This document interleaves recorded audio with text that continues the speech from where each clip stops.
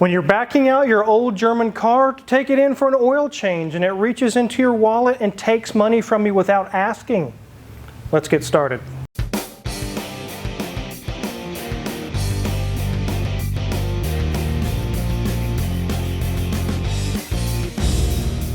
That's exactly what happened to the owner of this car. Very nice gentleman. This is a 1994 Mercedes SL320. Oh, what's that? I didn't say 500. No, it's a 320, a line 6 version.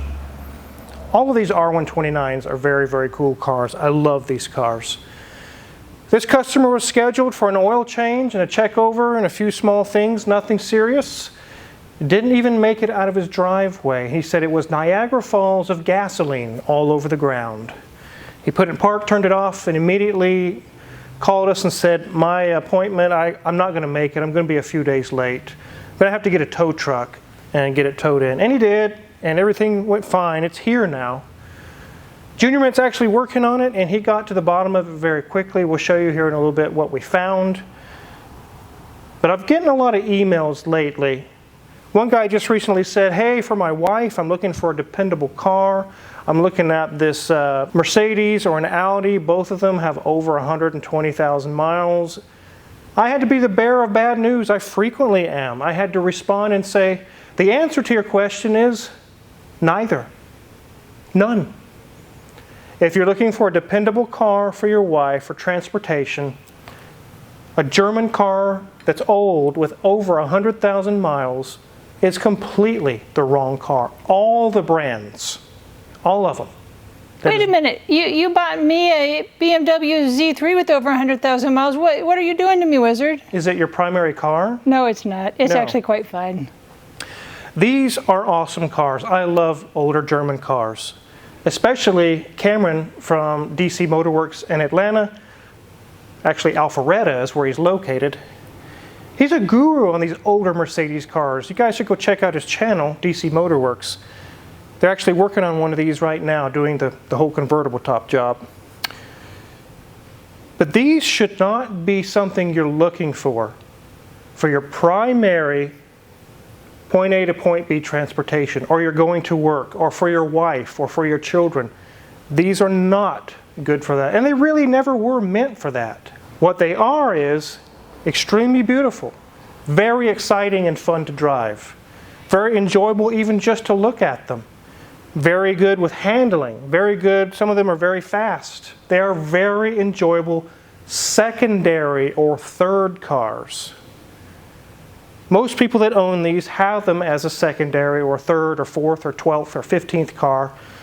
That is not something they rely on for day-to-day transportation that has to start, has to work, or I could lose my job.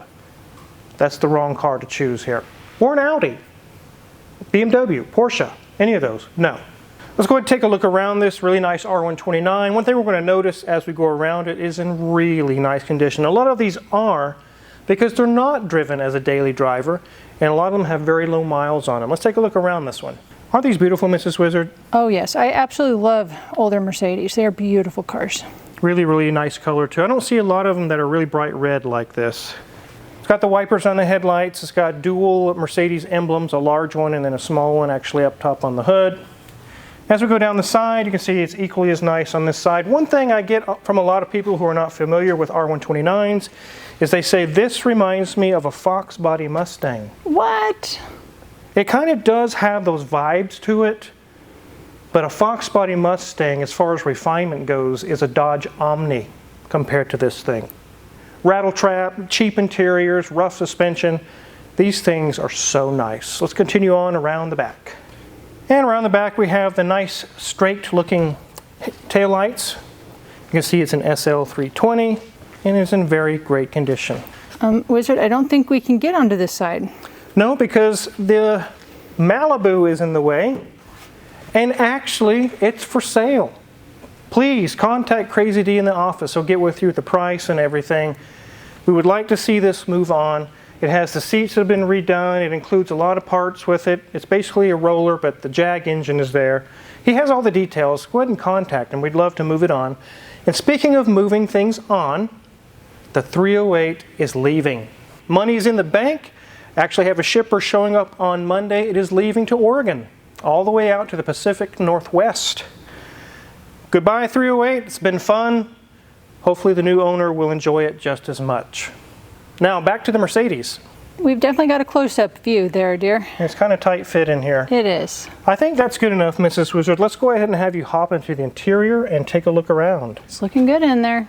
So this is all we get, a standard Mercedes gauge cluster with nothing turned on because I can't, because it has a fuel problem. So we can't see the mileage on here, but this is going to present really well. And I love Mercedes, as I said earlier.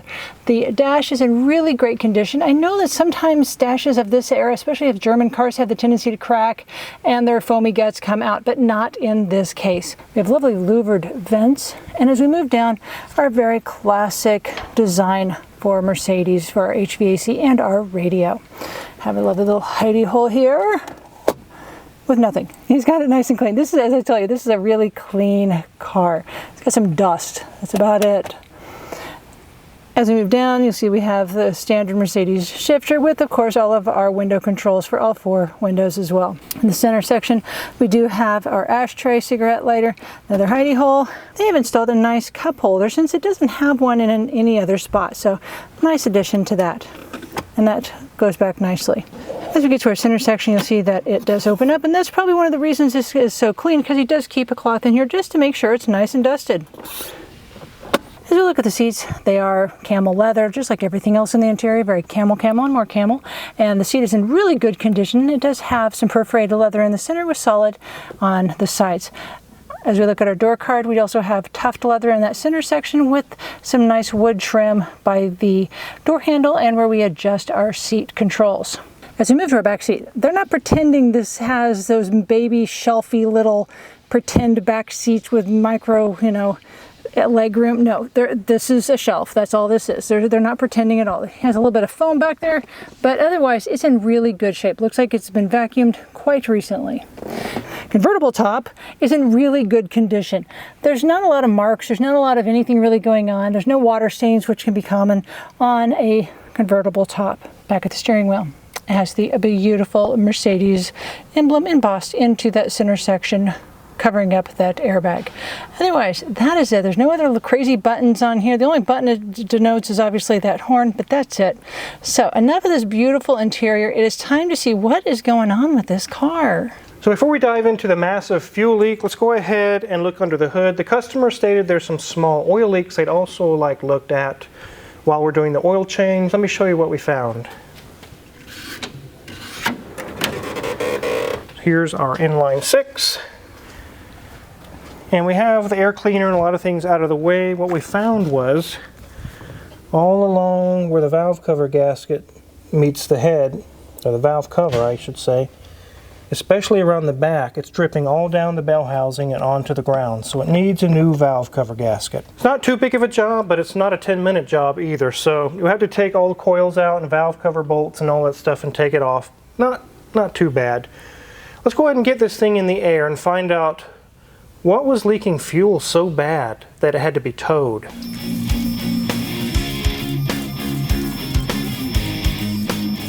So as we head back to where the fuel leak is, let's go ahead and show you the front of this area where we see the oil leak actually is oil dripping, and we'll check the front end out as well. So look at all the oil we're seeing on the alternator bracket, on the oil pan itself.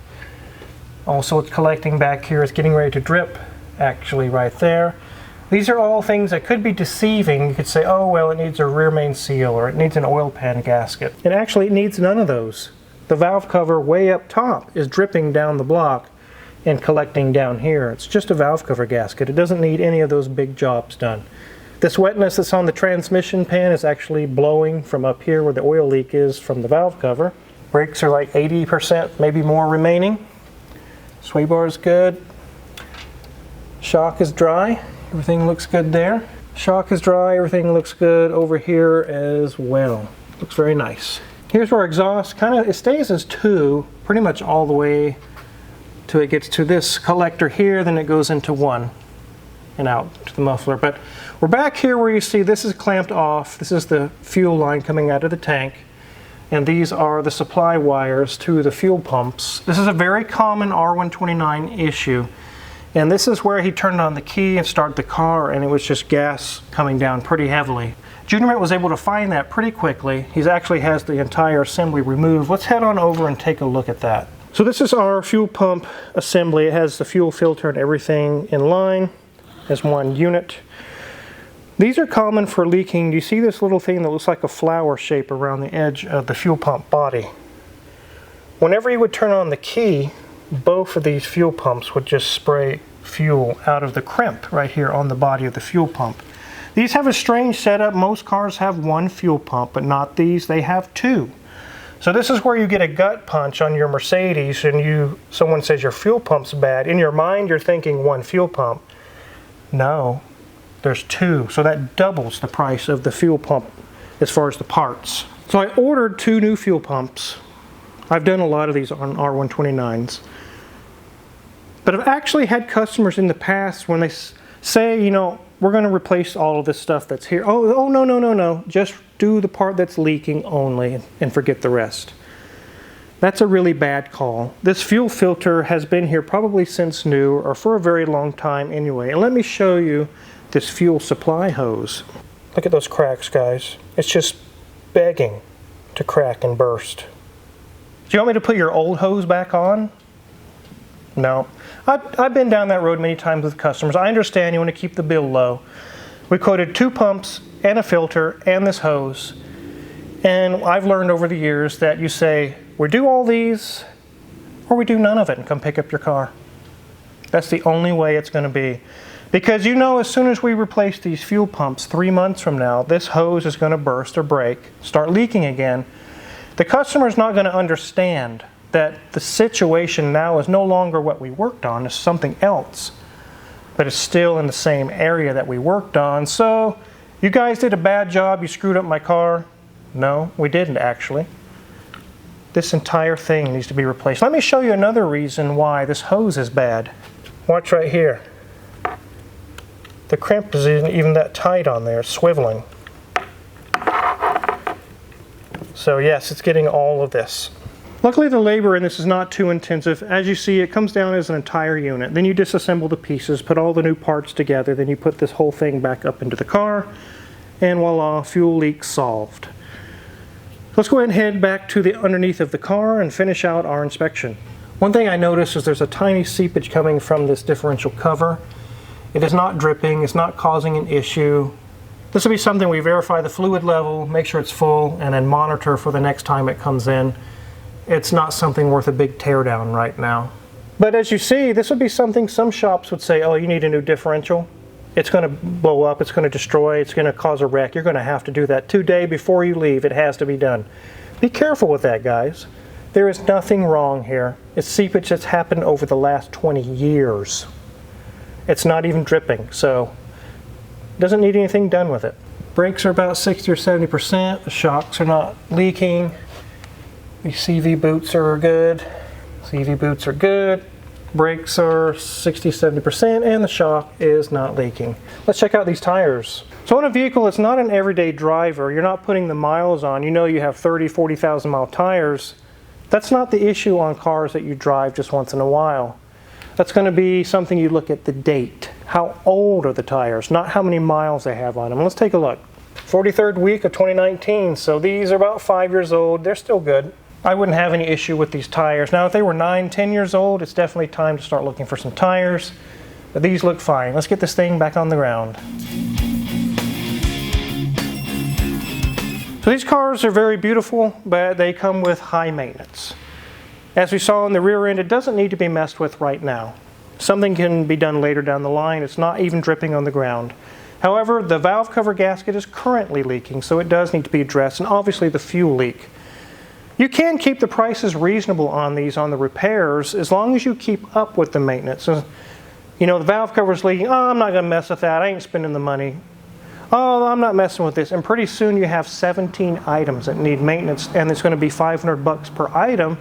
Then it gets so expensive that you're like, I'm dumping this thing. I'm selling this thing. Where if you just, each time something came up, you take care of it right away, you can enjoy the car and not have everything pile up on you. That's where you get in trouble with these German cars, is letting things pile up. It can get so expensive really, really fast. Those fuel pumps are $200-300 a piece times 2, and a fuel pump and a fuel hose and a valve cover gasket and an oil change and all. It adds up fast to $2 grand. Labor on these are $175 an hour. You do 2 or 3 hours, you're getting $400 or $500 already. It adds up so fast on these cars. So keep that in mind when you're looking at one of these cars. One thing I keep in mind as well, there's 2 mindsets to these cars. There are those that say, this thing nickels and dime me to death every time I turn around or something's broke. But I love this car. I love it so much, I'm willing to put up with it. The second mindset is, I've got $2 grand in this car, I'm done. I'm not going any further. I'm putting it on Facebook Marketplace tonight. And they put up the birds, they're like, hell no, I'm done with you. So you need to decide, which one are you? Do you love the car, are you willing to put up with it? Or if you're the person that says, I can't be bothered with things constantly breaking. And if that's you, do not buy one of these, any German car. So is it worth it to fix this car? Absolutely, it's in very good shape. This is worth at least $10,000. These sell on Marketplace 10, 15, even 20 if they're really, really, really nice. So $2 grand, absolutely worth it. And it may actually be cheaper than that. That's just the estimate. We may actually get the job done and it's quite a bit under that. We'll just have to see. But there's no way I would just say, I'm not fixing this, I'm done with this. It's definitely worth the repairs. They're such a nice car. If you're curious what kind of tools we're going to use to work on this R129, check our Amazon affiliates link in the description below. The tools we use in the shop are listed for sale there. If you purchase any of them, we get a small cut and we really appreciate it. Make sure to hit the subscribe button here because we have tons more videos to come for you guys. Thanks for watching.